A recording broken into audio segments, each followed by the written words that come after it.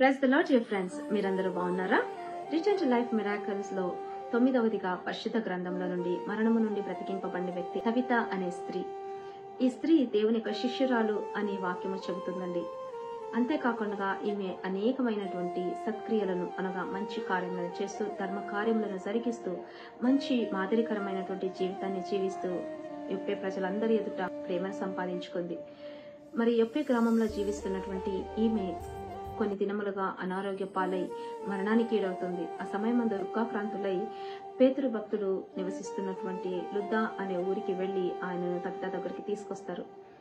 ఆయన వచ్చి చూసినప్పుడు అక్కడ అంగలార్పుతోనూ ఏడుపుతోనూ ఉంటున్నటువంటి ప్రజలందరినీ పలకరించి వారందరినీ వెలుపలికి పంపివేసి తబిత శవం యొద్ద మోకాళ్ళుని ప్రార్థన చేస్తూ దేవునికి మొరపెడుతూ తబిత లెమ్మనగానే ఆమె కన్నులు తెరిచి లేచి కూర్చుందంట. ఎంత అద్భుతమైనటువంటి విషయం కదండి. మరి మరణించినటువంటి తబితను లేవనెత్తారంటే ఈరోజు ఈ షార్ట్ మెసేజ్ వింటున్నటువంటి నీవు ఒక తబిత లాంటి గుణ లక్షణాలని కలిగి ఉన్నావా?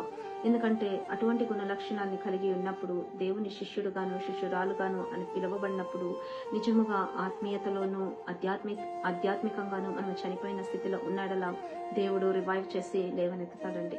ఒకవేళ ఆత్మీయంగాను ఆధ్యాత్మికంగాను చనిపోయిన స్థితిలో మనం ఉన్నాడలా మరి ఇటువంటి గుణ లక్షణాలను కలిగి ఉన్నప్పుడు దేవుడు మనల్ని బ్రతికింప శక్తి గలవాడైంటున్నాడు. అట్టి కృప మనందరికీ అనుగ్రహించి నడిపించును గాక.